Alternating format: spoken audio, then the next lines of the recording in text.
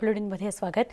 नांदेडचे माजी खासदार तथा सार्वजनिक बांधकाम मंत्री अशोक चव्हाण यांचे मेहुणे भास्करराव पाटील खदगावकर यांनी भाजपला रामराम केलेला आहे। यांच्यासोबत माजी आमदार ओमप्रकाश पोकर्णा यांनी देखील भाजपचा राजीनामा दिलेला आहे।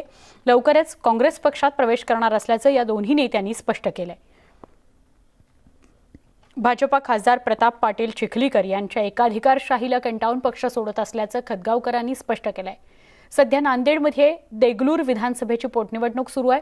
या मतदारसंघात खदगावकर यांचा बऱ्यापैकी प्रभाव आहे। आमच्या आणि अशोकरावमध्ये मतभेद झाले। नरेंद्र मोदी यांचं नेतृत्व आम्हाला आवडलं म्हणून आम्ही भारतीय जनता पक्षामध्ये मी आणि माझ्या मित्रांनी प्रवेश केला होता।